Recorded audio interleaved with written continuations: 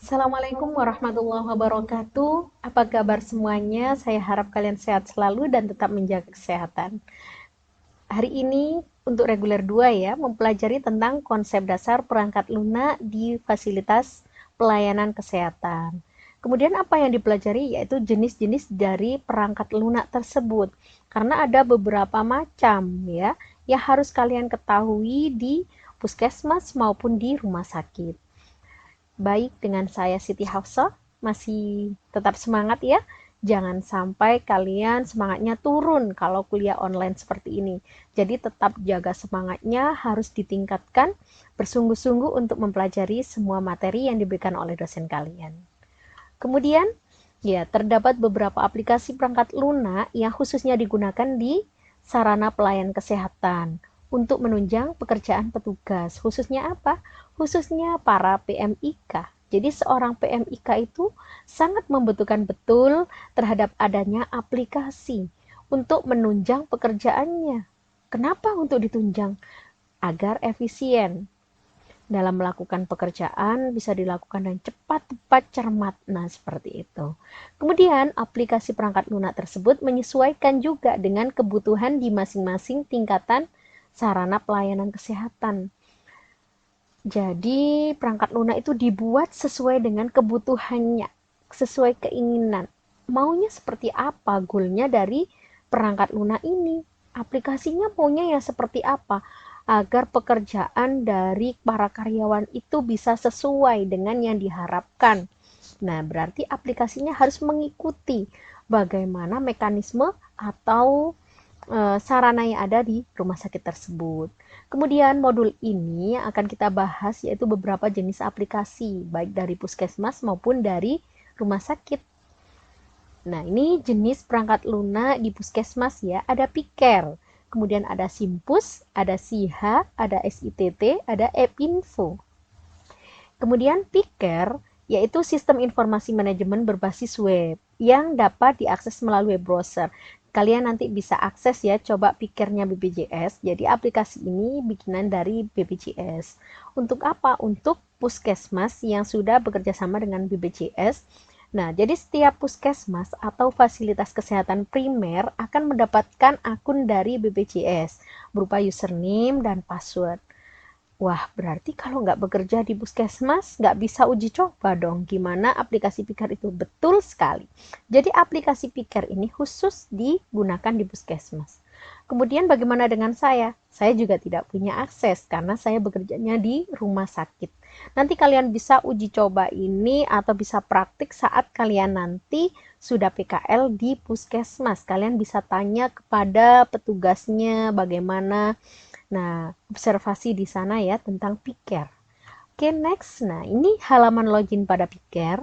Ada yang seperti ini dulunya ya. Kemudian migrasi menjadi seperti ini. Karena sekarang sudah ada minta kode ya yang harus dientrikan atau karakter ya. Kemudian setelah login berhasil maka akan memasuki pada halaman seperti ini. Ini halaman utamanya Piker. Nah, mulai dari ada jenis pesertanya BPJS atau umum, kemudian jenis kartunya, kemudian nomor pencariannya, ada tanggal pendaftaran, perawatannya, mau rawat jalankah atau mau rawat inap, kemudian jenis kunjungannya, ada kunjungan rutin, kemudian poli tujuan. Nah, ini juga harus diisi secara cermat. Kemudian ini dari pemeriksaan fisik dientrikan seperti ini, tekan simpan. Nah, ini merupakan hasil yang telah disimpan dari data pasien tersebut yang sebelah kiri ini. Oke, paham ya. Jadi kepesertaannya itu terupdate di sini.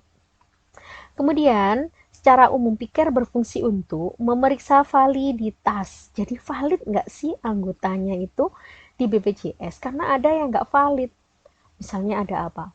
Kayak dulu ya, musimnya kartu BPJS itu dimanipulasi oleh calo-calo atau oknum-oknum yang memiliki, nah, tanda kutip ya, nah, itu melakukan print out ya kartu keanggotaan BPJS dengan memalsukan nomor nokanya ya, nomor kartunya itu dipalsukan.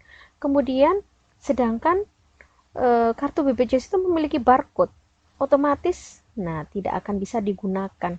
Untuk orang awam diberikan kartu yang sama persis dengan nomor acak seperti itu yang tidak dari BPJS akan baik-baik saja. Namun saat mereka periksa ke puskesmas maka akan tahu bahwa kartu tersebut keanggotaannya sebenarnya tidak valid. Oke, kemudian menyimpan data pelayanan yang telah diberikan kepada pasien. Seperti tadi ya, sudah jelas ada pemeriksaan tinggi badan dan lain-lain. Nah, itu.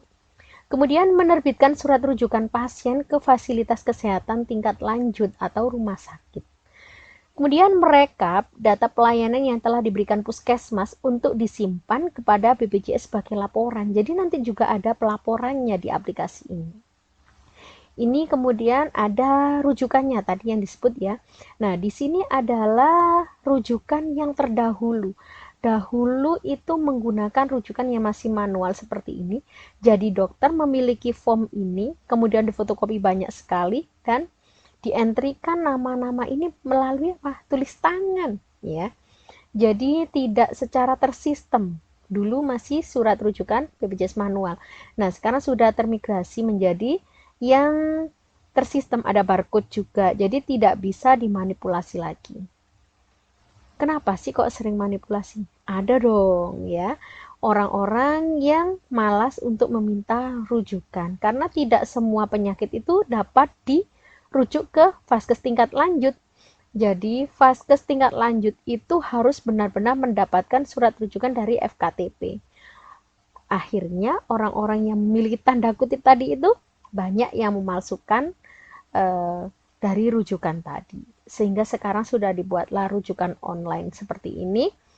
Kemudian barcode-nya juga tidak bisa dimanipulasi. Nah, itu akan mempengaruhi tidak akan terjadi fraud lagi ya dari pasien. Oke, kemudian SIMPUS. Nah, SIMPUS merupakan kependekan dari Sistem Informasi Manajemen Puskesmas. Kemudian, SIMPUS berfungsi mencatat dan menyimpan data pelayanan yang dilakukan puskesmas terhadap pelayanan kepada pasien. Terdapat banyak produk SIMPUS ya yang dikembangkan oleh beberapa programmer sehingga sangat memungkinkan aplikasi SIMPUS di suatu puskesmas akan berbeda dengan SIMPUS di puskesmas yang lain. Nah, namun secara umum prinsip penggunaannya sama saja. Intinya data pasien, pelayanan, pelaporan seperti itu. Oke, ini contohnya SIMPUS. Nah, ini SIMPUS buatan orang lain ya, maksudnya programmer. Nah, jadi orang ini memiliki programmer si A ini akan beda dengan SIMPUS yang di si B. Coba habis ini kita pelajari SIMPUS yang lainnya. Kalau yang tadi ada apa? Data pasiennya ya. Jadi di sini identitas pasiennya terrekap jelas di sini.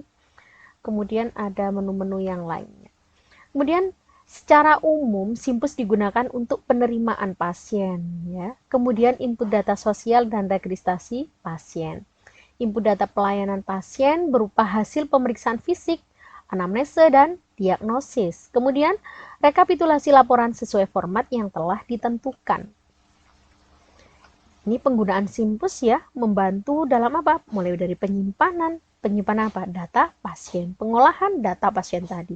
Kemudian penelusuran apabila ada pasien yang berobat, berkunjung, nah maka akan dapat ditemukan. Nah, apabila terjadi kasus-kasus yang nanti minta untuk diungkap balik, nah itu kan penelusuran jadi lebih mudah.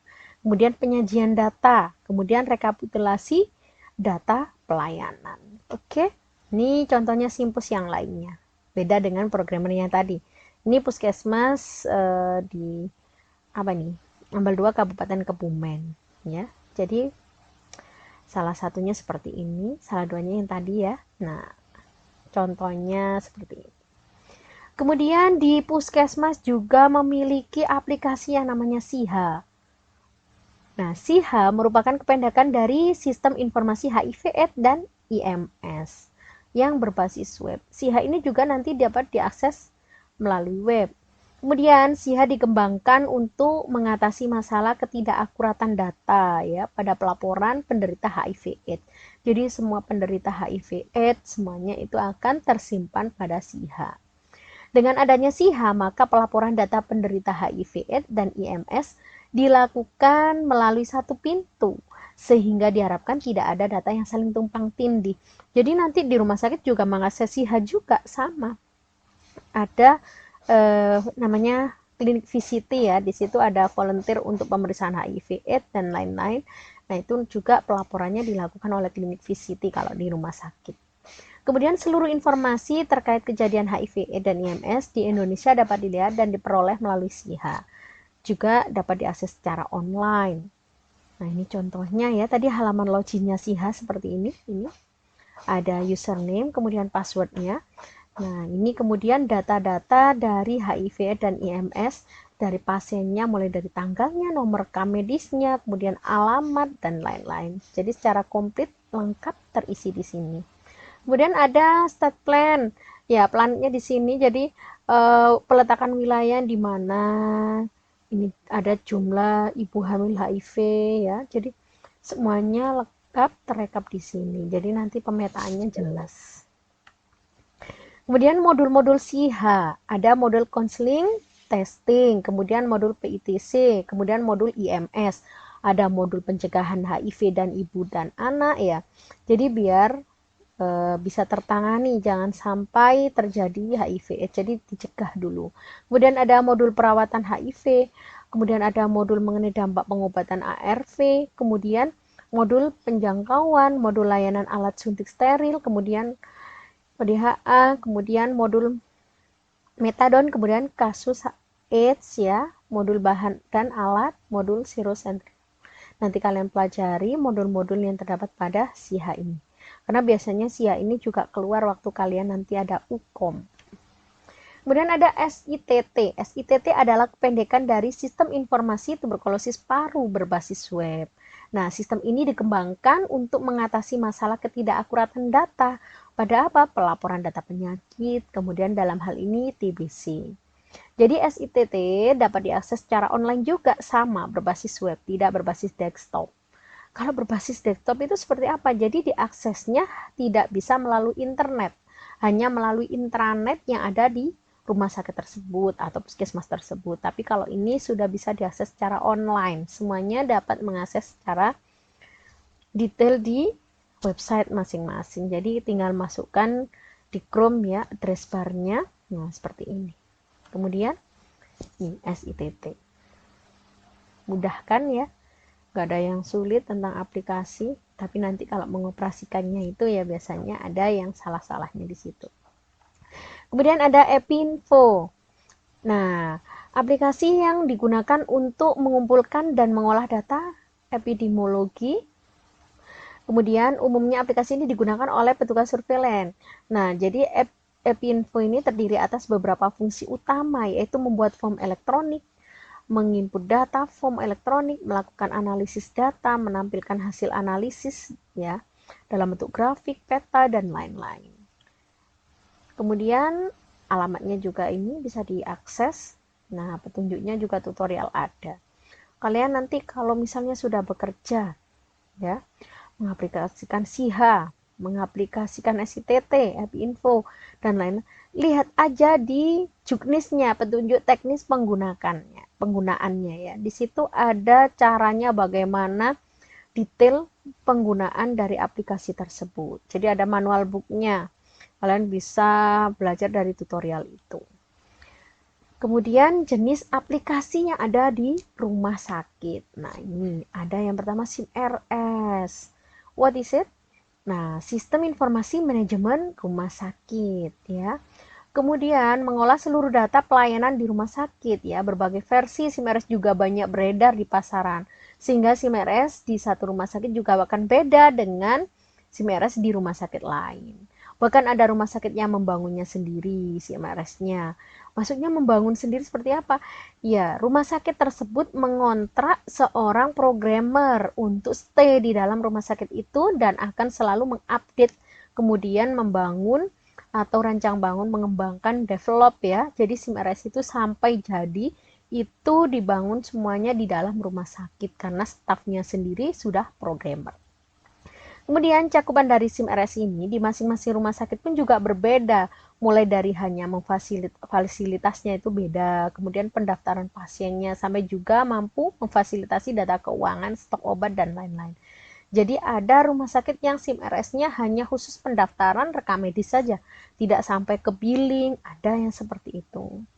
Ada rumah sakit yang sampai pembayarannya komplit dan lain-lain, tapi tidak masuk di bagian obat, farmasinya terpisah, ada yang seperti itu. Jadi SIM RS ini tergantung dari manajerialnya rumah sakit ya, manajemennya bagaimana. Kemudian Kementerian Kesehatan Republik Indonesia juga telah meluncurkan SIM RS yang sifatnya free dan open source. Apa itu open source? Dapat dikembangkan oleh staf IT-nya.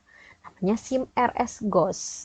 Nah, ini SIM RS GOS ya, kalian perlu tahu seperti ini contohnya. Ini contohnya di RSUD RA Kartini ya, menggunakan SIM RS GOS. Kemudian ini halaman loginnya. Bagaimana cara mendapatkannya? Download aja mudah, tapi harus mengisikan data rumah sakit. Maka akan mudah memperoleh dan nanti bisa dikembangkan oleh IT-nya rumah sakit. Kemudian SIM RS GOS terdiri dari beberapa modul. Ada pendaftaran pasien, ada pelayanan rawat jalan, rawat inap, laborat, radiologi, apotek, kemudian pembayaran, kamar operasi, rekam medis, pelaporan internal, dan pelaporan eksternal. Karena sifatnya yang free, open source ya, SIM RS GOS ini cocoknya digunakan oleh rumah sakit yang memiliki masalah keterbatasan dana. Kalau yang rumah sakitnya sudah menengah ke atas, pendapatannya sudah jauh ya, misalnya untung ruginya, untungnya itu sudah lebih dari 1M dan lain-lain, bisa sudah menggunakan SIM RS yang berbayar. Bisa mengontrak pihak ketiga atau mengontrak developer, merekrut yang lain. Jadi nggak perlu menggunakan SIM RS GOS. SIM RS GOS ini SIM RS yang paling sebenarnya komplit ya, tapi kadang tidak bisa semudah memodifikasi seperti SIM RS yang kita misalnya beli ke programmer. Jadi ada step-stepnya bagaimana nanti programmer itu dapat melakukan rekonstruksi ya. Jadi misalnya mau membangun SIM RS GOS ini dengan cara seperti apa, itu harus ada seperti izin ke Kemenkesnya. Kemudian Inasi Bijis, sekarang ada aplikasi Inasi Bijis di rumah sakit. Nah, aplikasi Inasi Bijis ini merupakan fasilitas kesehatan tingkat lanjut. Jadi aplikasinya digunakan di rumah sakit, bukan di puskesmas lagi ya. Dalam hal ini untuk apa? Untuk pencatatan klaim dan mengajukan klaim ya, agar mendapat penggantian biaya pasien yang ditanggung oleh BPJS. Bagi yang belum bekerja ya, pasti belum tahu ya. Jadi kalau ada pasien yang berobat ke rumah sakit itu sementara rumah sakit membiayai dulu pasien BPJS tersebut. Kemudian 1 bulan ke depan maka rumah sakit akan melakukan klaim agar dapat dibiayai oleh BPJS tadi. Nah, menggunakan aplikasi iklim ini. Kalian nanti juga akan belajar iklim ini secara detail ya di pertemuan terakhir nanti menjelang UAS. Jadi saya pastikan semua mahasiswa saya harus bisa melakukan iklim. Tidak boleh mahasiswa kesulitan atau tidak mampu. Jadi ketika nanti akan diberangkatkan ke PKL ya, semuanya sudah siap dengan aplikasi iklim ini. Ini contohnya ya, iklim dari berbagai macam klaim. Nah, ini identitas. Nah, kebetulan identitas saya buat uji coba ya. Nah, seperti ini misalnya saya klaim, nah sebanyak ini. Nanti kalian juga akan mempelajarinya yang melalui live ya habis ini. Nah, di sini ada coding diagnosisnya. Jadi diagnosisnya dari pasien, kemudian tindakannya, ada semuanya.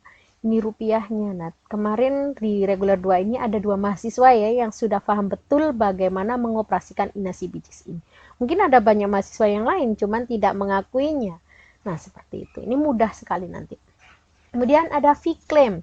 Nah, Vclaim ini merupakan aplikasi yang dikembangkan oleh BPJS Kesehatan berbasis web juga ya. Kemudian terhubungnya secara nasional. Aplikasi ini salah satunya fungsinya melakukan proses input data peserta JKN KIS yang akan mendapatkan pelayanan di RS. Ini juga nanti untuk Vclaim ya, di bawah ini untuk mengajukan klaim itu juga melalui Vclaim ini.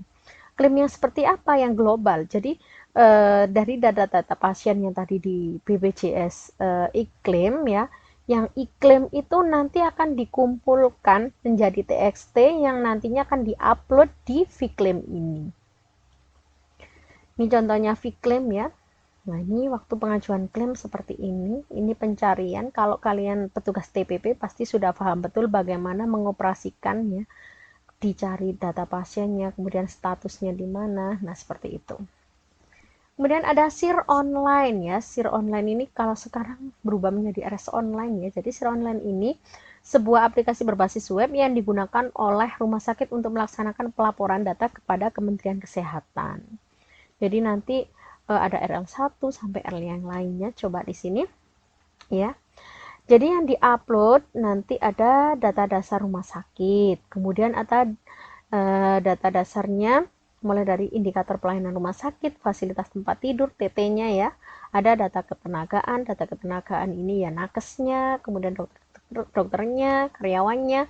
Kemudian ada data pelayanan rawat inap, rawat darurat, gigi dan mulut, kebidanan, perinatologi, pembedahan, radiologi, laborat. Nah, semuanya lengkap, komplit semuanya dilaporkan di SIRS online. Kemudian ada kesehatan jiwa, ada KB, ya, farmasinya rumah sakit, rujukan, cara bayar. Kemudian ada data morbiditas, ya, sama mortalitas. Kemudian penyakitnya rawat inap dan rawat jalan. Nah, ini untuk pelaporan yang paling penting ya, nantinya juga akan dikirimkan ke Dinas Kesehatan juga daftar 10 besar penyakit rawat inap dan 10 besar penyakit rawat jalan. Itu. Oke. Ini sudah jelas ya tentang aplikasi-aplikasi yang ada di rumah sakit. Coba sekarang kita lihat. Nah, ini contohnya ya. Ini tadi yang saya sebutkan iklim tadi yang saya jelaskan. Ini kita login dulu ya.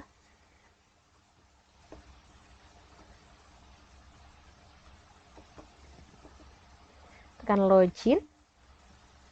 Oke, sudah masuk. Nah, di sini kalian akan mengenal home, coding, grouping, ya, kirim data online, laporan, dashboard. Di sini. Ini merupakan yang versi pembelajaran ya. Jadi kita lakukan coba di sini ada nama pasiennya saya sendiri saja ya buat uji coba. Nah, ini pasiennya Siti Hafso ini. Nah, kemudian mulai dari tanggal masuknya, tanggal pulangnya. Nah, ini untuk ngentri klaim seperti ini. Bagaimana kalau klaim baru? Nah, ini klaim baru ya. Jadi, pasien Siti Hafso ini akan berobat misalnya ke THT. Nah, jadi kalian kalau pasiennya sudah pulang, sudah terima berkasnya, masuk ke petugas Kesmik ya. Nah, kemudian di situ juga akan ada mengoperasikan di sini jenis rawatnya, rawat jalan atau rawat inap, kelasnya, kemudian nomor SEP. Masih hafal nomor SEP apa itu? Yang panjang banget. Kemudian di sini ya dokternya, DPJP-nya, kemudian cara pulang. Nah, ini tarif rumah sakit. Jadi ketika pasien masuk ke rumah sakit itu sebenarnya memiliki tarif ya, tarif pasien. Tarif yang di rumah sakit itu, bukan tarif BPJS. Kemudian ini masukkan diagnosisnya seperti ini, misalnya C32.0 misalnya seperti ini. Nah,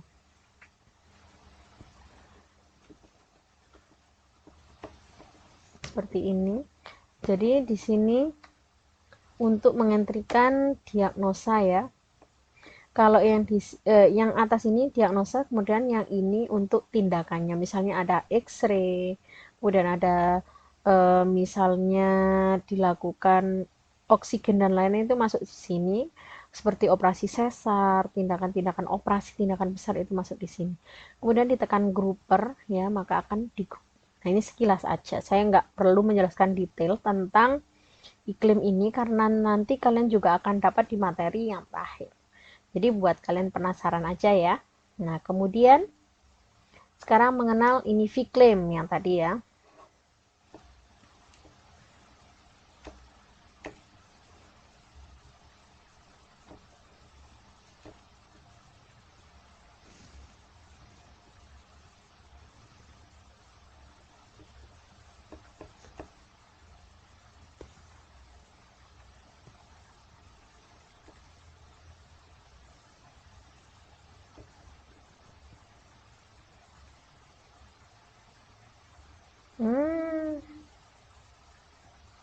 Bentar ya.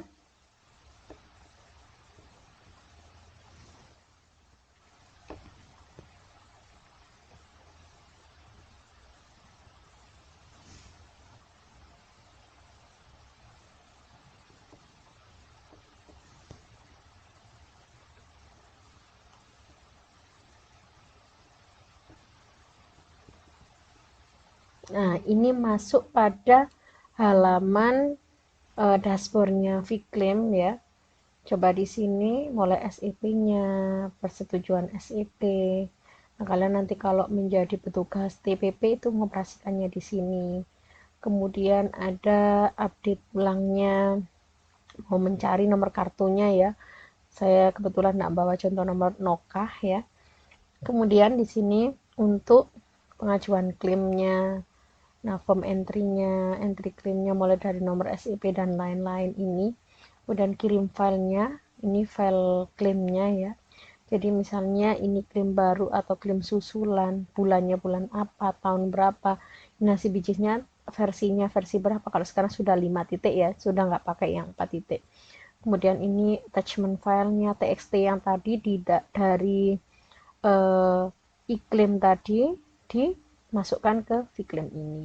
Kemudian ada jaminan, kemudian referensinya, kemudian ada laporan. Ini menu-menu yang ada di Viclaim. Dan ini yang SIHA tadi, username dan password. Kebetulan saya tidak memiliki username dan passwordnya, jadi tidak bisa mempraktikannya. Nah, ini SETT juga, kemudian ada Piker juga. Kalian saya harapkan tahu betul tentang ini semuanya, jadi tetap semangat, bersungguh-sungguh nanti mempelajari ini kalau sudah PKL ya, di rumah sakit ataupun di puskesmas. Jadi nanti kalian akan belajar betul real time-nya yang tentang inasi bijis, karena yang paling utama dalam kita bekerja itu inasi bijisnya kalian harus mampu, karena di inasi bijis juga untuk versi pembelajaran. Kalau yang lain-lainnya ini kita nggak dapat yang versi pembelajaran, jadi cukup tutor seperti ini dari saya ya. Saya harap kalian mampu mempelajarinya.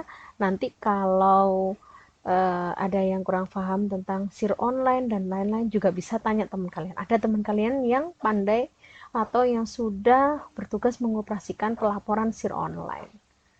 Nanti bisa saling tukar informasi ya. Sebenarnya kamu ngentrikan ini di rumah sakit seperti apa, kemudian temannya dari rumah sakit lain juga seperti apa, nanti bisa bertukar informasi, sharing ya. Jadi kita saling tahu bagaimana aplikasi itu dapat dijalankan di berbagai rumah sakit, sehingga kalian ketika nanti sudah bekerja akan dapat mengoperasikan dengan mudah, tidak kesulitan, dan akan memudahkan pekerjaan kalian. Baik, saya harapkan kalian paham ya. Kemudian untuk materi tentang flowchart yang kemarin, nah itu seharusnya disambung dengan materi yang di MS Access. Kebetulan materinya ini sekarang ada di online. Saya mau memberikan akses ini agak setengah-setengah ya. Yang saya khawatirkan apa? Tidak semuanya memiliki MS Access, nanti kesulitan. Jadi bisa nanti saya lanjutkan di pertemuan akhir juga. Nanti kurang lebih seperti inilah ya. Kita buka dulu MS Access ini. Kalau kalian punya di rumah bisa uji coba. Nah, jadi dari materi kemarin itu tentang penjumlahan bilangan ya. Ada bilangan 1, bilangan 2 atau angka 1, angka 2. Nah, ini nanti misalnya 1 ditambah 2, tambah 3 gitu ya. Tekan proses, di sini akan nampil seperti itu. Jadi caranya seperti apa?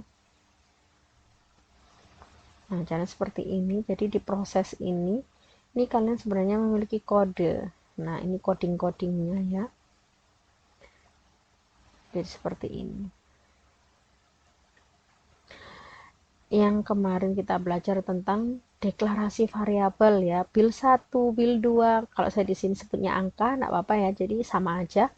Bil 1, bil 2. Nah, ini deklarasi pengenalan variabel.